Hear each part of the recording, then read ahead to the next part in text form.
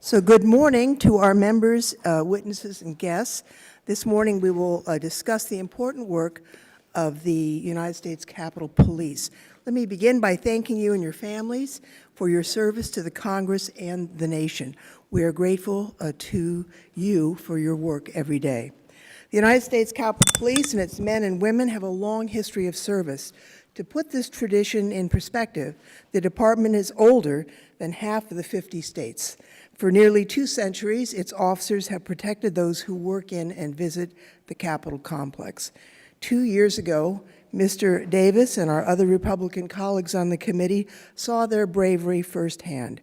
When a gunman opened fire at a baseball practice, the lives of many of our colleagues were threatened, and Republican Whip Mr. Scalise was nearly killed.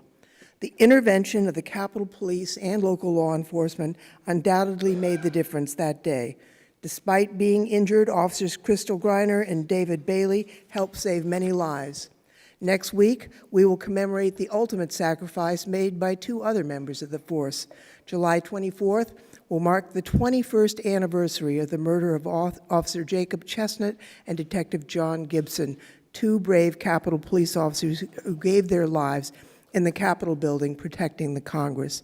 The example of these 4 heroes is a powerful reminder that day in and day out, the women and men of the department dutifully stand watch, protecting members, staff, and the 12 million people who visit the Capitol complex each year, ready to put themselves in harm's way if necessary.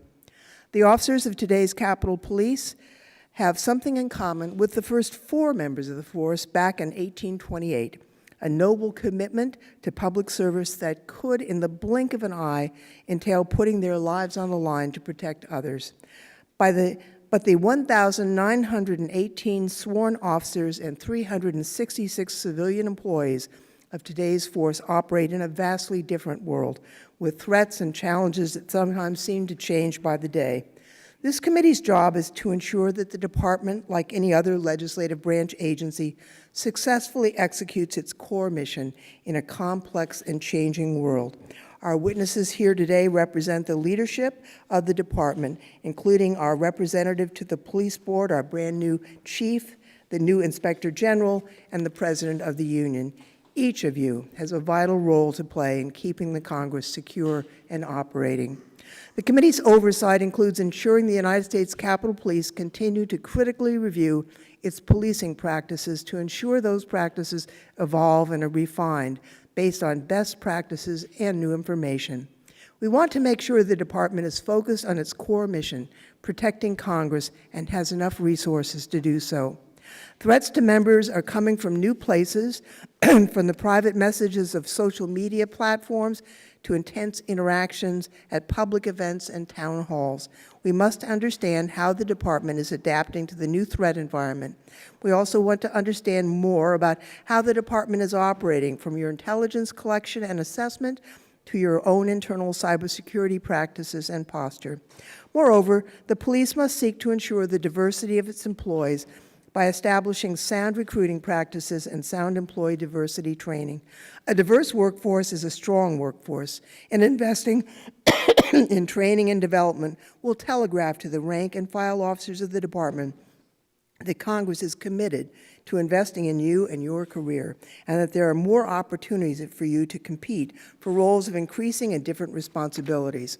With respect to workforce issues, the committee is concerned with the status of the relationship between the United States Capitol Police Executive Management and the Fraternal Order of Police Labor Committee. The current collective bargaining agreement was last ratified 3,325 days ago on June 8, 2010, and negotiations to establish a new contract have failed to produce a new agreement. It's our hope that labor and management come to the table and reach an agreement that's fair for employees and productive for management. As the U.S. State Capitol Police completes its 2nd century of service to the Congress and the nation, it should be a bipartisan goal of this committee and the Congress to ensure that it has the resources it needs and continues to fulfill its core mission. The committee's oversight of the department's stewardship of those resources and continued development of its employees is one of our highest priorities. I will recognize the ranking member, Mr. Davis, when he arrives for his opening statement, and other members are invited to put their opening statements into the record. So I will now recognize our witnesses joining us today. The Honorable Paul Irving, House Sergeant at Arms, is the 36th person to serve as Sergeant at Arms, having previously served as Assistant Director of the United States Secret Service and a Special Agent with the service for 25 years. Mr. Irving's experience includes service on the Presidential Protective Details for President George H.W. Bush and President Clinton. Stephen Sund is the Chief of Police. Chief Sund has been Chief for 33 days. Welcome. Having served the prior 2.5 years as Assistant Chief and Chief of Operations. Chief Sund came to the department from the Metropolitan Police Department, where he began his career in 1990 as a patrol officer. The Chief was steadily promoted, retiring as commander of the Special Operations Division, where he was the lead planner for the 2009 and 2013 presidential inaugurations, as well as the incident commander for the 2009 shooting at the Holocaust Museum, the 2012 shooting at the Family Research Council, and the 2013 active shooter incident at the Navy Yard. Michael A. Bolton is the Inspector General of the United States Capitol Police. Mr. Bolton has been with the department since 2006, serving as the agency's first Assistant Inspector General for Investigations, and later as the Acting Inspector General until his selection for the permanent position in January of this year. Gus Papathanakou, he introduced himself to me as Pop, is the chairman of the Fraternal Order of Police. He joined the department in 2003 and first became involved in the FOP in 2006 when he became a shop steward. From 2009 until 2016, he was the union's first vice chairman, and he was elected as chairman in 2016. As I said earlier, I ask unanimous consent that all members have 5 legislative days to revise and extend the remarks and written statements that be made part of the record. Now, I will remind our witnesses that your full statements will be made part of this official record, and we ask that you summarize your testimony in about 5 minutes. I think you're familiar with the little light warning system on the desk. When it turns yellow, you have a minute left. Red, time is up, and then we will go to questions by the members. So we'll start with you, Paul, Mr. Irving. Chairperson Lofgren, Ranking Member Davis, and members of the committee, thank you for the opportunity to testify today on the oversight of the U.S. Capitol Police. It is an honor and a privilege to serve this institution, and I look forward to continuing to partner with the committee on the oversight of the Capitol Police priorities and execution as this year progresses. As the House Sergeant at Arms, I serve as a member of the 3-person Capitol Police Board, which also includes the Senate Sergeant at Arms and the Architect of the Capitol. By law, the Board is charged with the appointment of the new Chief of Police. I'm proud to testify here with the recently appointed Chief of Police, Stephen Sund. I'm also very appreciative of Michael Bolton, who was appointed Inspector General of the Capitol Police this year. The Inspector General serves as a key partner in collaborations to make the Capitol Police a better and more efficient institution. I'm also glad to be here with Gus Papathanakou. Call him Gus or Big Papa, that's easier for me. As chairman of the Capitol Police Labor Committee, it's a strong and effective partnership between the Labor Committee and the Capitol Police is necessary to accomplish the Capitol Police's mission. The Capitol Police's mission is broad and challenging, designed to both protect buildings and people of our democracy. In the past several years, the challenges have become greater. For example, this year, the Capitol Police has responded to and investigated an immense number of threats and directions of interest against House members. The Capitol Police is on the front line of this effort, and I commend their hard work as they investigate each and every threat. I interact daily with the Chief and members of his executive management team, ensuring proper coverage of member events, the progress of Capitol Police initiatives impacting members, staff, and visitors, and the day-to-day security issues impacting the campus. The Capitol Police Board meets at a minimum monthly, serving as an oversight and governance structure of the Capitol Police. The Board works with the Capitol Police to develop its future strategy, melding the best law enforcement practices with the business processes of the institution that we serve. In addition to the development of law enforcement strategies, the Capitol Police Board also focuses on good governance of the resources of the Capitol Police that the Capitol Police receives. With regard to oversight, the Board periodically requests that the IG examine a host of ongoing issues regarding strategic direction ongoing operations such as intelligence, cybersecurity, and dignitary protective operations, as well as financial and budget accountability and resource management. The Inspector General serves as a vital partner in the Capitol Police Board's governance review of the Capitol Police, and the Board relies on reports we receive from the Inspector General on the closure of audit findings to ensure the Capitol Police are effectively improving their own governance. I'm very appreciative of the Capitol Police Labor Committee's efforts to improve the working conditions and quality of life of the hardworking men and women of the Capitol Police. The Capitol Police Board worked with Gus last year as we spearheaded a waiver of the biweekly pay cap, and we have also supported other FOP initiatives and priorities so important to our dedicated officers who are on the front line of ensuring our safety and security every day. Most importantly, the Capitol Police serves as a vital partner to the Office of the Sergeant at Arms. Day to day, my office is working with the department and to help deliver better security outcomes to members, staff, and visitors. I believe these day-to-day interactions help illustrate the close interaction between my office and the Capitol Police, from which I can analyze the effectiveness and customer focus of the Capitol Police. Thank you once again for the opportunity to appear before the committee. I'm so appreciative for the committee's unyielding support and partnership as we strive to maintain the delicate balance between strong security measures and a free and open access to the Capitol complex. I'm happy to answer any questions you may have. Thank you very much. Chief, we'd be pleased to hear from you for 5 minutes. Good morning, Chairperson Lofgren, Ranking Member Davis. And Could you get your, I think the microphone needs to be turned on. There's a little button there. Maybe just pull it closer. All right, let me try that again. Sorry. Very better. All right, good morning, Chairperson Lofgren, Ranking Member Davis, and members of the committee. Thank you for the opportunity to update you on the operations, workforce, and priorities in carrying out our missions to protect Congress and to secure the Capitol complex. I'm pleased to be joining Paul Irving, House Sergeant at Arms, and members of the Capitol Police Board, Michael Bolton, U.S. Capitol Police Inspector General, and Gus Papathanasiou, Chairman of the United States Capitol Police Fraternal Order of Police, and part of the panel. Each of them plays an important role in our success in operations, and I appreciate and respect their input and working relationship. This week marks my first month as chief. Having served in law enforcement for more than 27 years, the past 2.5 years as assistant chief, I cannot think of a more noble place to serve our country as a law enforcement officer than at the U.S. Capitol. I'm truly honored to be selected for this position, and I appreciate all the hard work my civilian and sworn colleagues do each and every day to make my department successful. I want to thank the committee for the opportunity to lead this outstanding organization. I appreciate your continued support, as well as Congress's generosity in providing the resources we need to support our critical mission. The type of policing we do is unlike any other police department.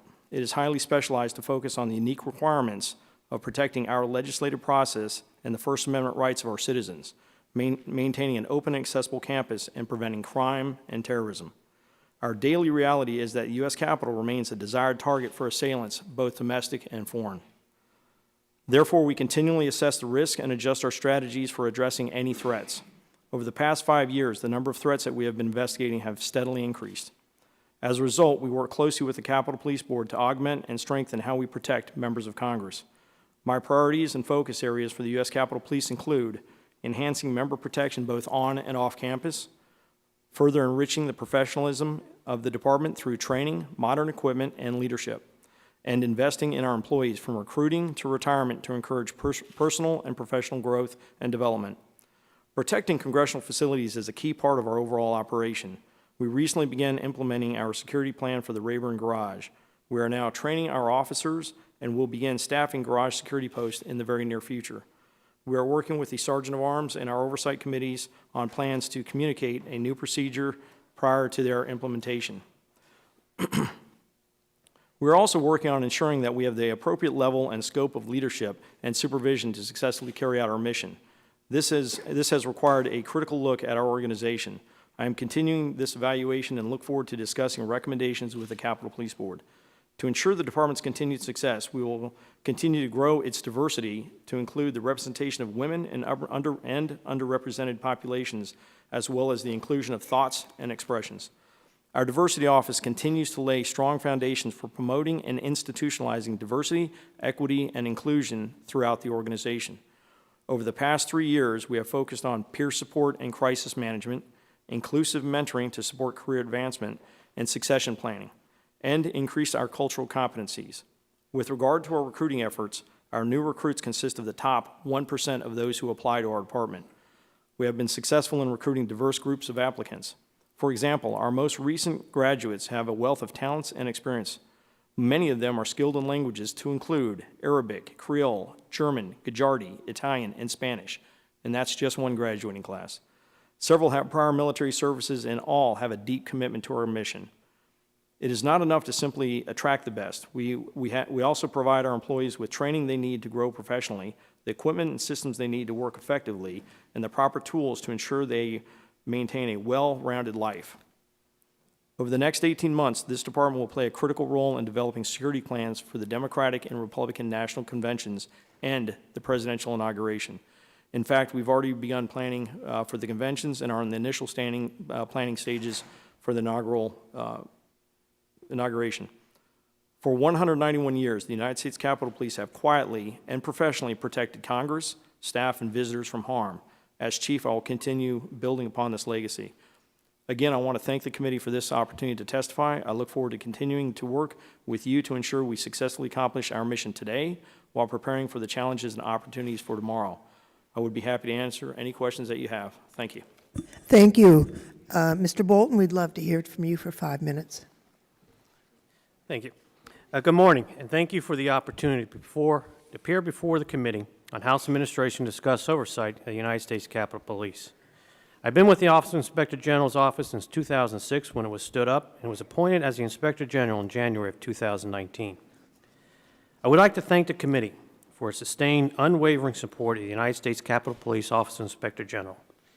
The OIG is dedicated to ensuring that the Department, Board, and committees are accurately informed of audit and investigative reviews through the submission of our independent reports. These comprehensive reports serve the Department in achieving the goals of their mission in providing a financially responsible operation, as well as a safe and secure environment for all members, staff, public employees, and visitors to the Capitol complex. However, none of this would be possible without the support of Congress and that of the Capitol Police Board. We very much appreciate our discussions with you and your staff about our work and future projects.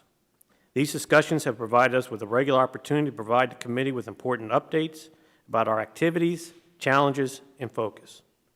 By providing objective information for promoting government management, decision-making, and accountability, the OIG contributes to the agency's success. OIG is an agent of positive change, focusing on eliminating waste, fraud, and abuse, and identifying problems and recommendations for corrective actions by agency leadership. OIG provides the agency, board, and Congress with objective assessments and opportunities to be more successful. The Office of Inspector General is comprised of 3 areas of responsibilities: audits, investigations, and administrations. As you may well know, investigations maintains the OIG hotline, a confidential channel for complaints or concerns about violations of laws or regulations, gross waste of funds, abuse of authority, or mismanagement. Annually, the OIG prepares a summary of the most significant management challenges facing the department.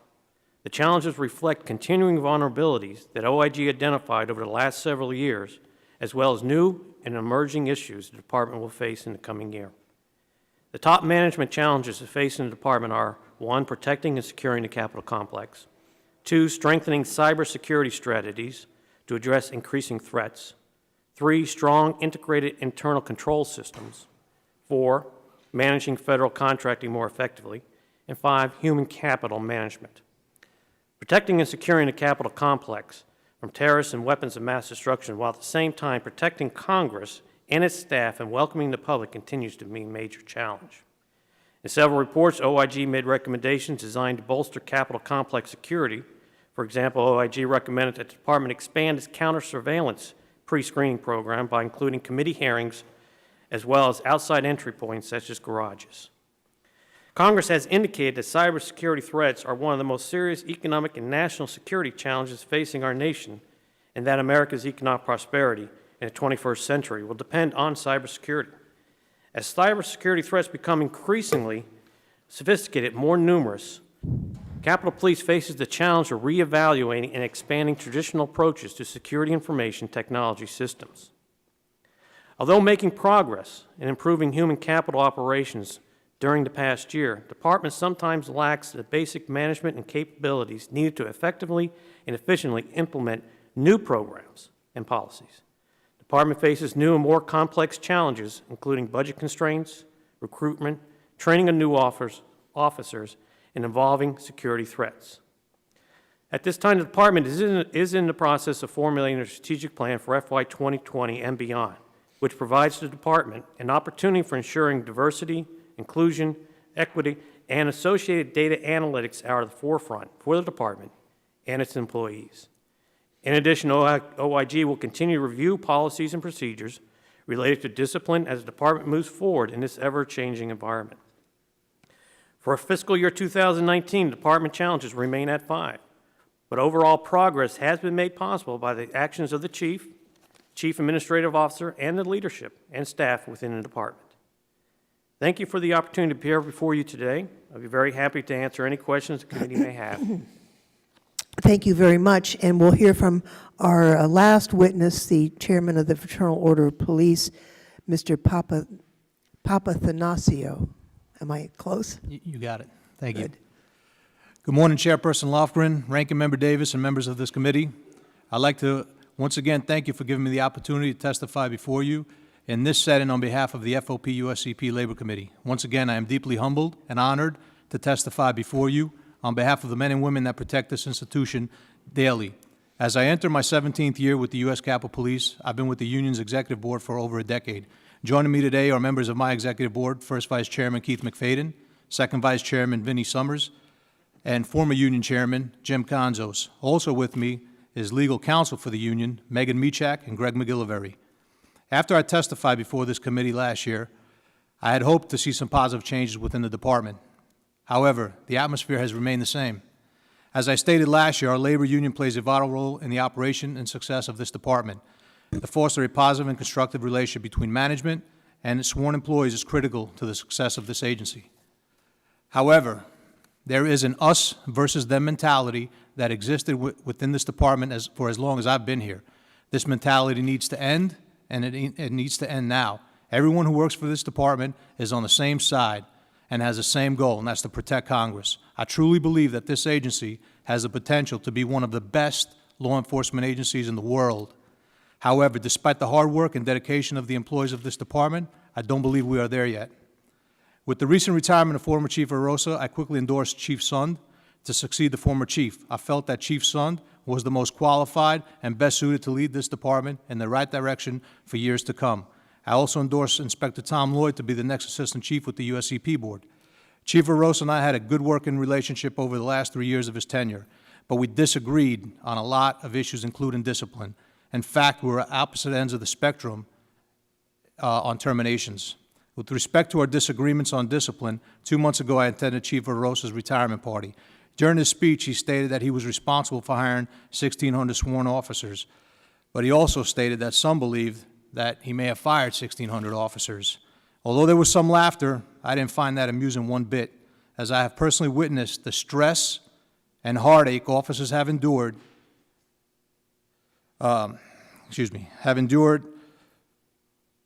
over the years by the previous administrations of this department. Chief Arosa's comments were sickening to hear as far as I'm concerned. An employee's termination is no laughing matter. And Chief Arosa's lighthearted comments about terminating employees is an example of why morale is low within this department. The information gathered by the union about employee discipline shows the majority of employees proposed for termination in the last 7 years have been minorities. This disturbing trend continues throughout the department. The former chief's comments were even more disturbing in light of the multiple terminations that have been reversed by neutral arbitrators, decisions that were upheld by the Office of Congressional Workplace Rights and even the Federal Circuit Court of Appeals. As Chief Arosa testified last year before this committee, he saw things through a different lens than the union. Well, maybe that lens was really foggy.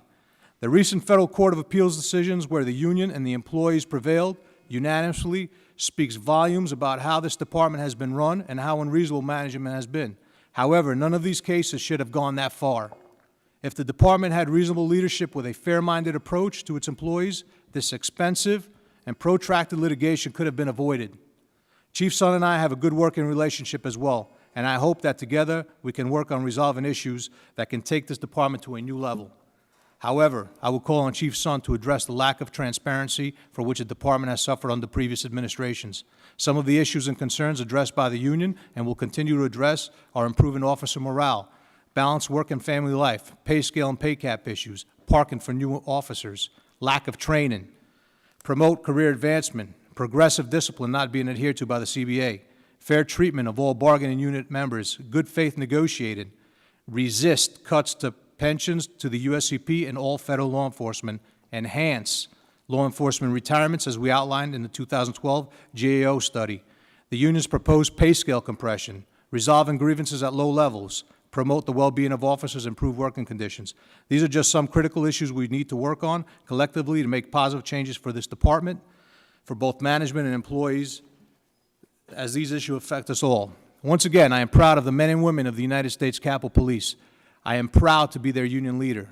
This union is stronger and united than it's ever been. I think it's time to change how we do business and start working together instead of against one another. Thank you for allowing me to address this committee, and I look forward to any questions you may have. Thank you very much. We'll now, go to members for questions that they may have. We'll interrupt our questioning when the ranking member arrives for his opening statement. First, we'll go to the gentleman from Georgia for his 5 minutes. Thank you, Madam Chair, and I appreciate everyone being here. First of all, let me say a heartfelt thank you for all of you from the Sergeant at Arms, Capitol Police, for the task that you have and the job that you do of making sure that this building is safe. The visitors that we have to come to their house, the seat of their government, this is their property. Thank you for the work you're doing there. And on behalf of me and my two Republican colleagues, all three of us were on the baseball field that day. And we firsthand witnessed not only the aggression toward us, the shots being fired, but also the bravery by the Capitol Police officers who were willing to go into, especially David Bailey, who put himself in the line of fire to give me the opportunity to try to get to Matt Michael and Crystal Griner, who have been taken down right in front of us. Those are moments I'll never forget.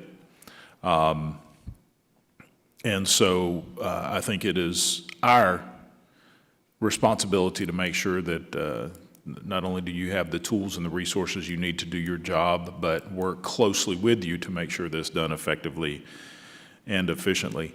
About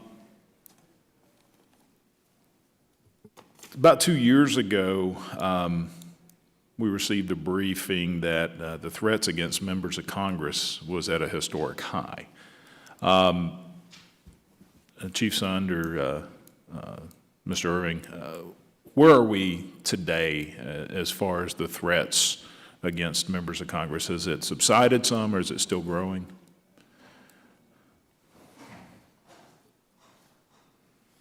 Good morning, sir. Thank you very much for the question. We continue to see the threat assessment cases that we're opening continue to grow. For FY 2018, we had approximately 4,894 cases. So far for this year, we have 2,502 cases. So we're on par to probably break last year's record. What percentage of those would you consider as credible threats? Well, when you talk about as credible threats, we evaluate them to see if they fall within the legal framework of what is considered to be an actual threat to do bodily harm. A much lower percentage of that number actually meet that threshold. They're all still very concerning. They all still require us to expend resources and evaluate, but it's a much lower percentage than that. I don't have the exact percentage, but it's a much lower percentage than the total number of assessment cases we receive. Okay. I know some changes were made after the incident at the baseball field. What kind of changes from the Sergeant at Arms office, and well, have you, Chief Son, what policy changes were made in the Capitol Police office? I'd like for both of you to answer, no matter who goes.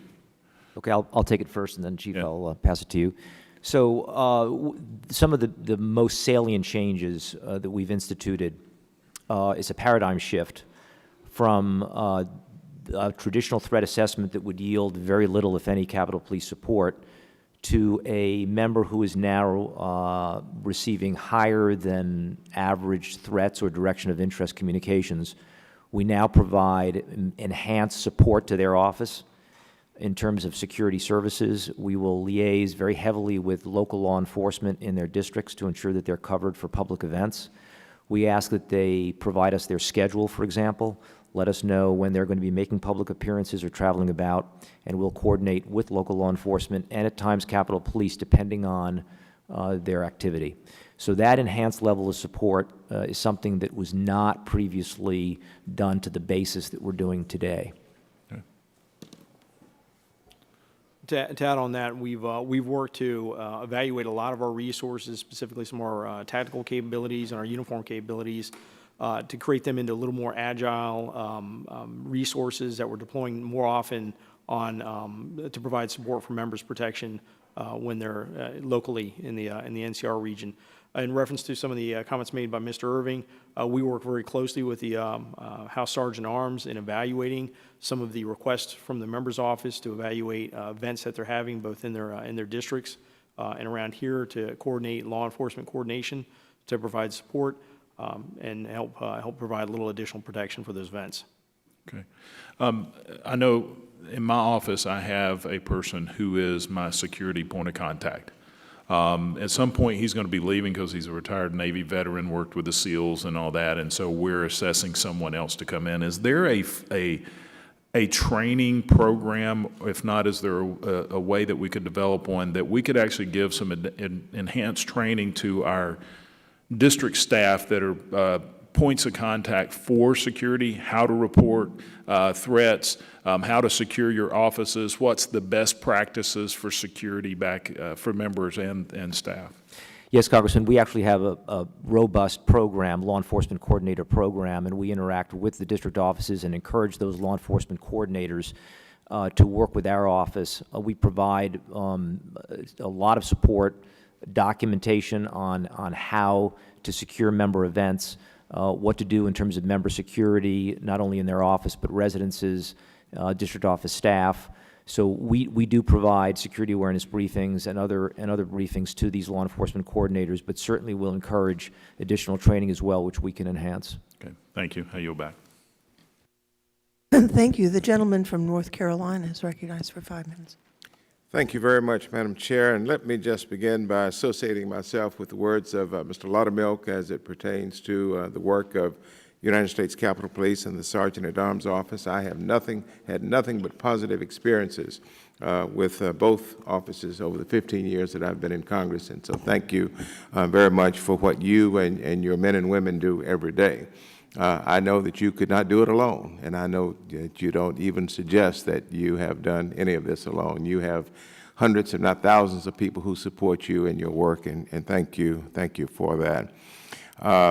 I'm told by some of my colleagues and even some of my staff members that the new chief is a breath of fresh air. I don't know what that means, but I'm going to find out in the weeks and months to come. But I'm told, sir, that you are a breath of fresh air to the agency, and I wish you nothing but the best as you serve all of us. You're just not serving us as members of Congress. You're serving an institution. So thank you for that. One of my favorite stories, and a little levity involved in this, but one of my favorite stories was back January 20th of 2009, the date of the Obama inauguration, the first inauguration.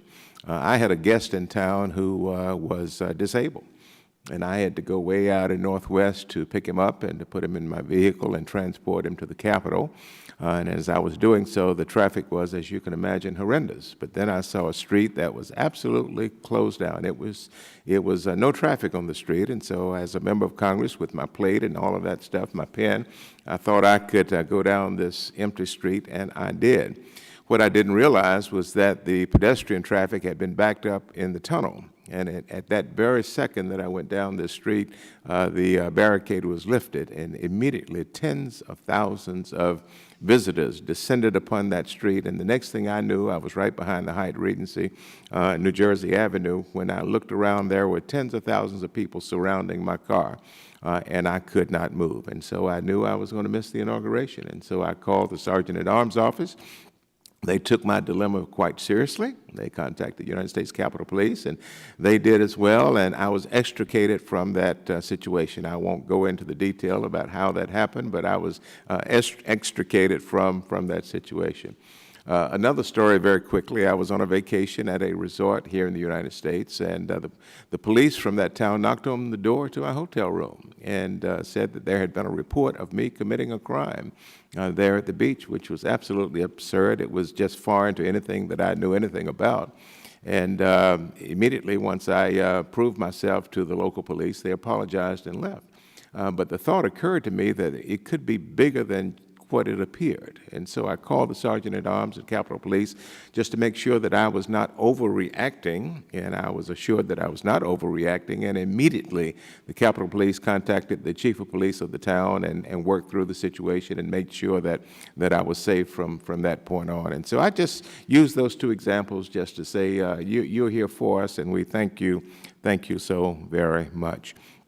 Two questions, where's my clock? I don't even see the clock, but two very quick questions to the Chief. Is the disciplinary policy and the penalties the same for all employees? What I mean by that is, are they the same for the executive management as opposed to others within the agency? Do the standards vary, the disciplinary standards vary? The standards are the same for all sworn members. And all members. And you intend to enforce those standards equally? Yes, I intend to apply them in a fair, reasonable, and appropriate manner. Okay, the OIG noted one of the top management challenges was managing federal contracting. What internal procedures has the agency implemented to address appropriate internal oversight of contractors? That's the key word, of contractors working for the Capitol Police. We've actually implemented internal controls to actually review the contract performance, monitor contracts, for the various contracts that we have within the United States Capitol Police.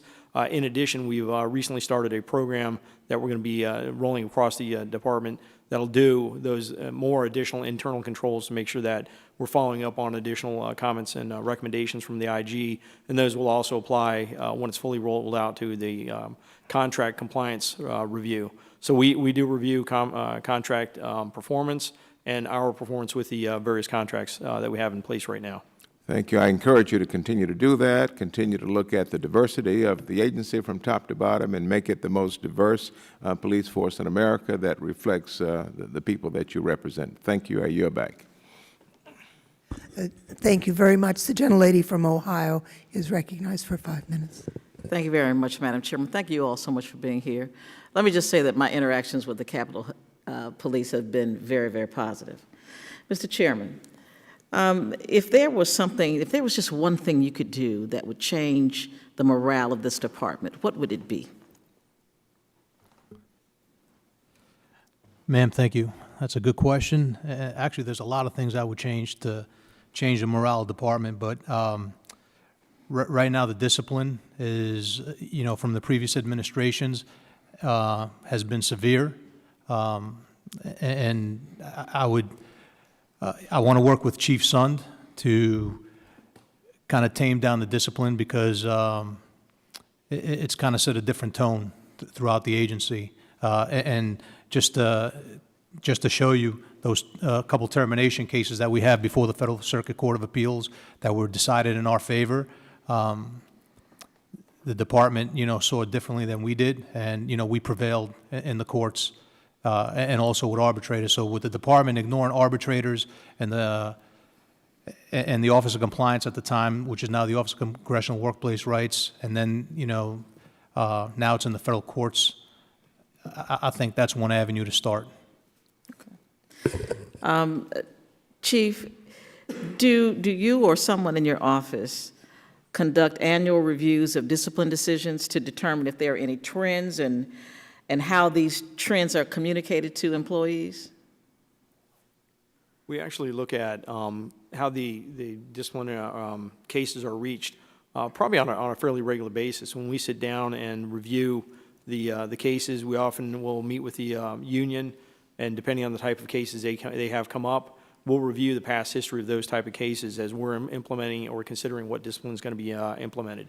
So do any of these, when you see these trends, does it lead to additional training or how do you address them? If we see something that would require additional training, I'd absolutely say we need to reconsider additional training. One thing that I'd look at is, what are some alternatives to some of the levels of discipline that we have in consideration. But if we do see something that would be a concerning trend, we'd look at whether it was a policy or a training violation.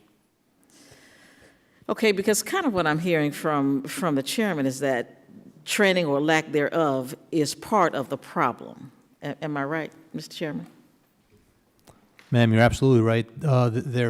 Right now, the only training that we do get is we qualify twice a year with the firearm. Our range policy, a lot of officers have an issue with the range policy. We're not allowed to take our issued weapon and go to any outside range. You're only allowed to shoot at this range. I'll give you another example. Our active shooter course used to be a 3-day course. They dwindled that down to 2 days and now 1 day. So there is a lack of training, and the other training that we do get is basically online training. Officers have to go to a computer and, log in, and it's, they just whip through a bunch of exercises or, slides, and that's pretty much it. So there is a lack of training within the department that I want to see improved. Chief, that's something probably we would need to discuss sometime going forward. I don't need you to answer now, but clearly if they are saying they don't get enough training, it's something that ought to be addressed. Yes, ma'am. Let me just ask you how diversity initiatives are incorporated in your recruiting efforts. I'm sorry, what was the last part of that? How is diversity incorporated in recruiting for new officers? Very good. Diversity is key. In my 27 years of law enforcement, I've had the opportunity to work in a number of different with a number of different agencies and seen the value of diversity in thought and diversity of expression.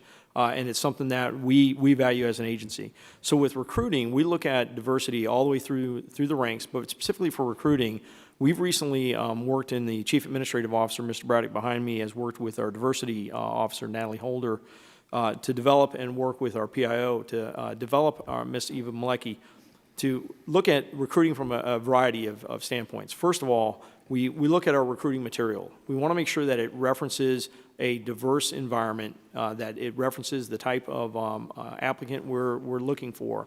So we've recently we've rebranded our recruiting material to incorporate the variety of demographics that we're looking for, more women, various underrepresented populations. So we've redone the recruiting pamphlet. The other thing we've noticed is our best recruiters are sworn officers. So recently we started a collateral recruiting program where we have officers that, in addition to their regular duty, they go through special training and they become recruiters, and they represent a diverse group of population, so we can send them out and recruit with universities that represent diverse populations and underrepresented populations, areas that we're seeing diverse populations that we're looking to target, and women. Just to give you a quick idea, just how. Well, my time is up. Okay. But let me just, as I yield back, Madam Chair, just say that I do hear a great deal of frustration on behalf of the rank and file officers in this department, and I hope, Madam Chair, in our next hearing we would have a chance to address that. But thank you so much, Mr. Chief. I appreciate it. Yes, ma'am. The gentleman from Maryland is recognized for 5 minutes. Madam Chair, thank you very much. I also want to just salute everybody involved in protecting us. The terrible incident that took place at the baseball game reminds us that all of us are obviously vulnerable to these kinds of attacks, and it's the police officers that are sworn to protect us and put themselves in harm's way to protect members of Congress. And so we appreciate that on a daily basis. Let's see. Mr. Papathanassiou, let me start with you if I could. Are there parts of the interim or draft disciplinary policy that the FOP and Labor disagrees with or would like to see changed? Thank you, sir. Good morning, by the way. Good morning. Yes, actually, we never got, when we were given this policy, it's called an interim guidance now because we didn't get to negotiate with the department like we wanted to. They didn't give us, their proposal in full draft so we can go back to them, with our proposals. It was kind of, I'd like to sit down with the chief and discuss, some of these policies. And actually, in our formal meeting the other day, I did ask him to sit down and, look at some of these policies. That would be one of them, to revise and, kind of tweak some of the policies we have issues with. Okay, then Chief Lunda, is that something that you're committed to doing, to work with Mr. Papathanassio about that? Absolutely. I'm very committed to work with the union on that and other issues. Okay, very good. Mr. Irving, let me ask you, the Federal Circuit Court of Appeals recently issued several rulings against the Capitol Police for violating fair labor practices. Was the Capitol Police Board aware of this litigation status, and do you concur with the decisions of the Court of Appeals, or can you explain, where you stand with respect to these decisions? Yes, Congressman, the Capitol Police Board was certainly aware of the decision of the Federal Circuit, and we encouraged the chief to abide by the ruling. Okay. But I mean, is there a learning process that has been put into place, do you think, sufficient that we won't see a repeat of these kinds of decisions? Yes, I think that based on the facts, I can certainly understand why the case was brought, but there's no doubt that there needs to be additional interaction between, I believe, the department and the union on these issues. And I'm very encouraged by what I'm hearing now between Chief Sund and Gus. So the answer is yes. It was definitely a lesson learned. And we have an opportunity with the new chief for a fresh start in terms of labor relations. Absolutely, and the board is very encouraged. Let me ask you a different question. There's been a lot of discussion about the inherent contempt powers of the House and questions I know raised about, first of all, can you clarify, was there ever a holding cell within the House of Representatives? Do you know that? When in the 19th century, when there's a lot of folklore. Yeah. Not that I'm aware of. We use the Capitol Police holding cell, frankly. Okay, can you explain then exactly how that works? I had a lot of constituents in the last Congress, kids who were arrested sitting in about gun safety legislation and so on, and they went to Speaker Ryan's office and they were arrested. I ended up going down to, I guess it was one of the police districts in the District of Columbia in Anacostia to get them out late at night. But explain the procedure when someone gets arrested, say in a civil disobedience. Okay, I'm going to turn some of that over to the chief, if you don't mind, to give the specific procedures. But I do remember that particular case. I think there were a juvenile group, and then there was a very different set of circumstances, and they were treated very differently than adults. But Chief, do you want to elaborate a little bit on the procedure? Absolutely. Thank you very much for the question, sir. Our officers are extremely well trained in handling civil disobedience cases. Usually what will happen is we have civil disobedience that occurs outside. We have civil disobedience that often occur inside. We'll work with the organizer. We usually touch base with the organizer, get an idea of what the intent is. But once the people begin to violate the law, they'll go through a couple of different warnings depending on the type of violation. But usually whether they're obstructing a hallway or chanting, they'll usually get three notices that they're getting ready to be placed under arrest. The organizers understand it. We talk to them ahead of time. We tell them exactly what's going to happen.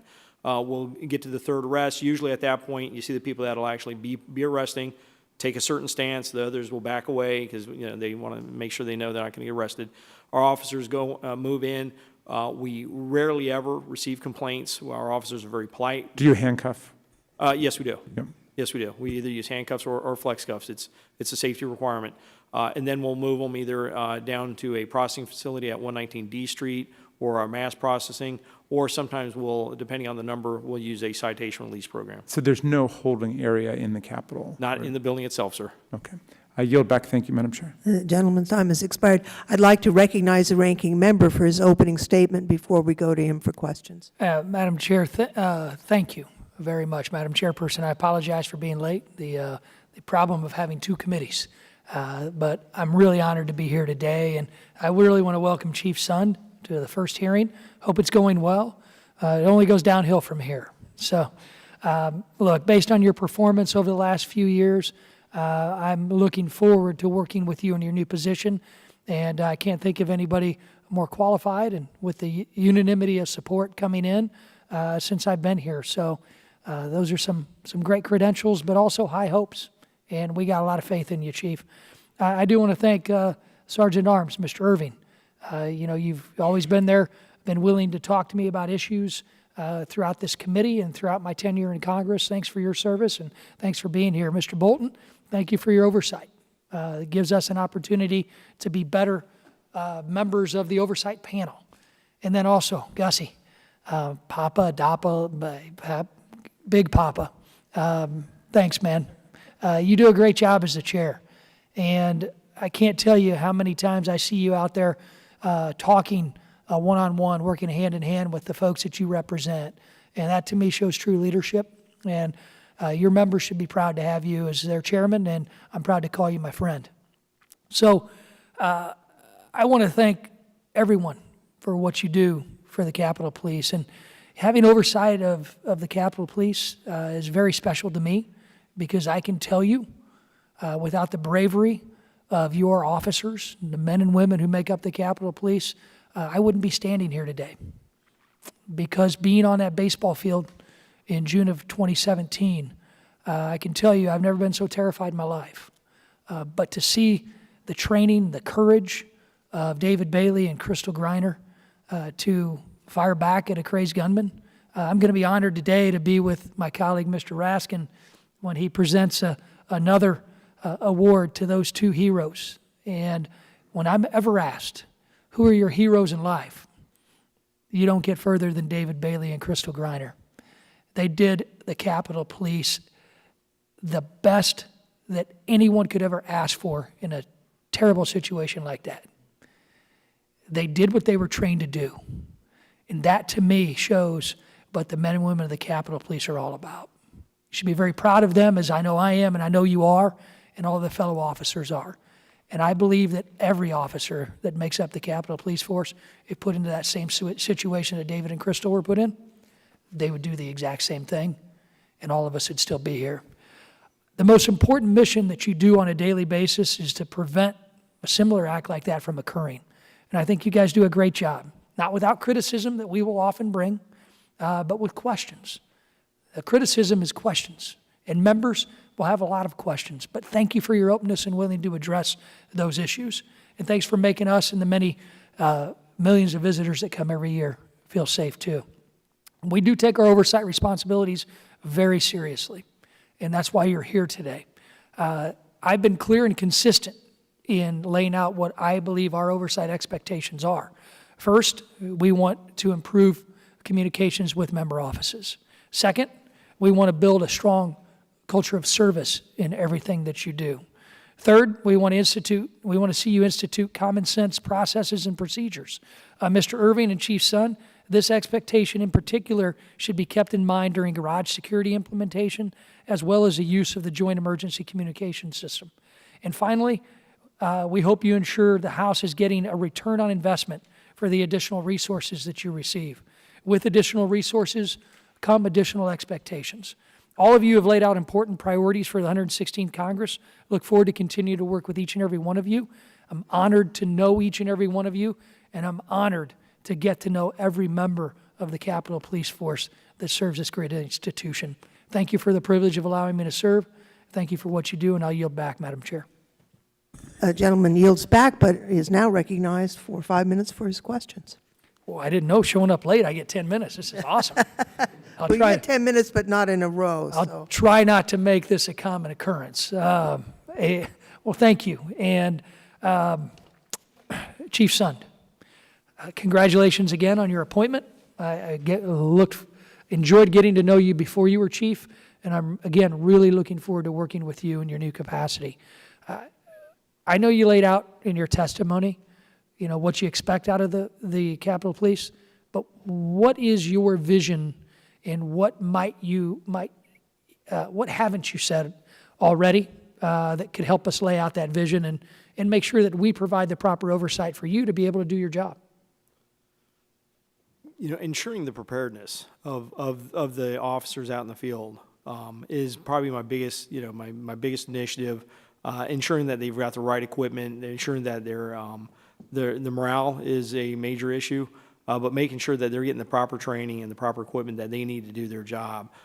The concerns with cybersecurity, the concerns with the increasing threat is a major initiative.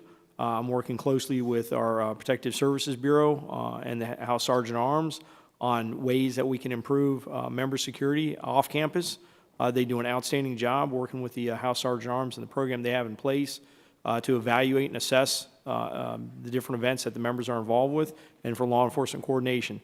Looking at ways that we can enhance that in the future, I think, is going to be key as we're looking at the various threat increases out there in the field. And then the professionalism and the training of upper leadership.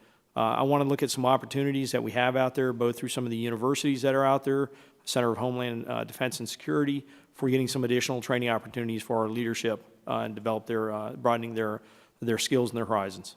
Well, thank you, Chief, and I'm glad you brought up professionalism. As we've seen, some members of the Capitol Police Force have not acted in a professional manner. But clearly, as our institution, we clearly see examples of fellow members of Congress not acting in a professional manner. But those are the exceptions. And I want people to remember that when we talk about the brave men and women of the Capitol Police. Mr. Chairman, Big Papa, do you believe the CBA in its current form is sufficient to address all labor issues between the Capitol Police and the FOP, particularly those involving contentious termination decisions? Mr. Davis, thank you for that question and for the kind words earlier. In regards to the CBA, in my recent meeting with the chief, our first formal meeting, I did present him with an MOU to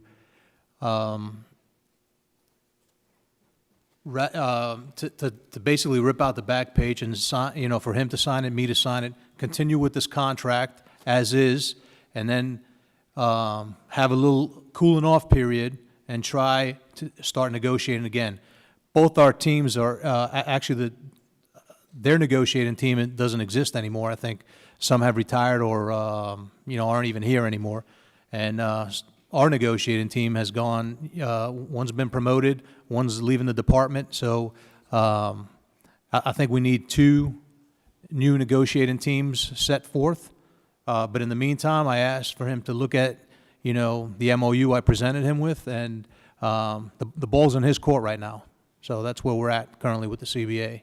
I think we all agree that the current CBA is not sufficient to address some of the issues, especially with litigation. Right. That we've seen. And I would encourage the chief and the chairman and Mr. Irving, the Capitol Police Board, to be engaged in this process.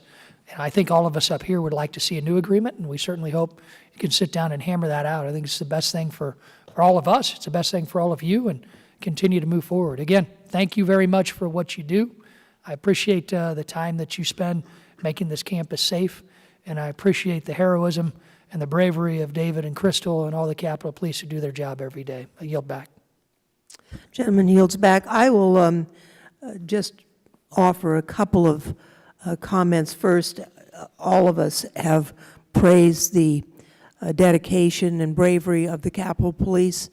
There was once a member of Congress, Mo Udall, whose famous line was, "Everything has been said, but not everyone has said it." And so I would like to join in those comments of gratitude that we all feel to all of you for what you do to keep us safe. One of the things that we hope we can accomplish, noting that the chief has been in this position for a grand 33 days, is to make some improvements in the structure so that the entire police force can feel supported and so that morale can be good. I think we've been without a contract for almost 10 years, which is really astonishing.